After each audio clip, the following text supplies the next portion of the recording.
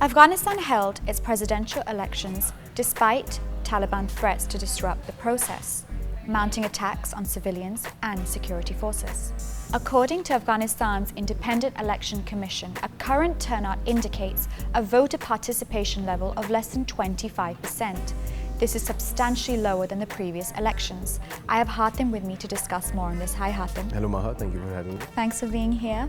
So Hatim, with the lowest election turnout since the fall of the Taliban in 2001, can these elections be considered to be a legitimate representation of the will of the people?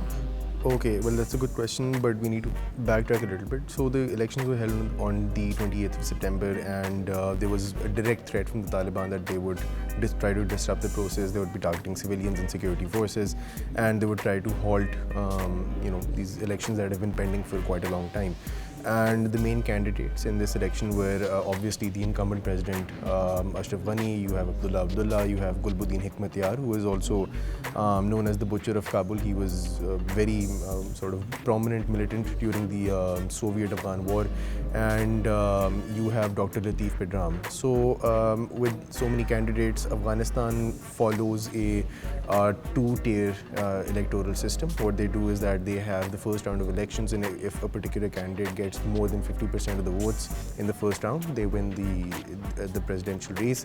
If they don't, then the top two candidates are funneled through into the next round where they contest again. So the problem with this particular election is that not just the fact that the Taliban were very open and blatant with their threat this time around, but the fact that their threat is so clear that people didn't come out to vote. And out of 9.8 million eligible voters, you had approximately 2.5 million people coming out. That's roughly 25% of their total electorate. So a very small chunk of people coming out to vote in an already very repressed and democratically fragile country, I think it's very likely that these elections will not be treated with the same legitimacy that they ought to be in any other case. So as far as the results of these elections are concerned, both Ghani and Abdullah have claimed victory, and now that's a problem. The problem is that both of them, despite being sort of political rivals, they were also part of a unitary government that was formed in 2014. So they were kind of clamped together forcefully, and they were a very sort of narrow and very fragile fabric that was holding the government together. And now both of them have competing claims to this election. Both of them have not suggested that they will be working with each other for any time soon. They've both refused, especially Ashraf Ghani, to form another coalition government in the next term. But again, coming back to your original question, are these elections legitimate? Well, a legitimate representation of the people is only considered to be fully legitimate if it constitutes a certain chunk of your electorate.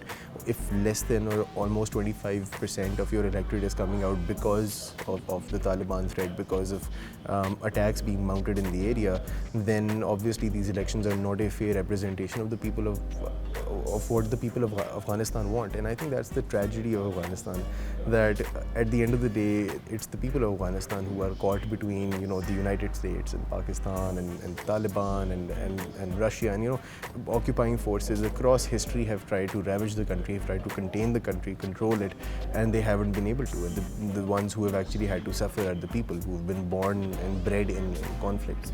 But I think that if hopefully this election flows into a second round, and if that is in the works, then yes, we can expect perhaps a more accurate representation of the electorate, maybe a better voting turnout when it's summed up into narrowed down into two candidates. Otherwise, let's see what Afghanistan holds for us. Well, thanks for being on the show today, Hatim. Thank you for having me once again, as always.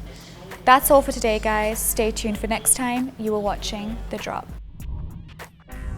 We're really excited to share fantastic content with you on all the fun topics. Please subscribe to our channel by clicking on the subscribe button below.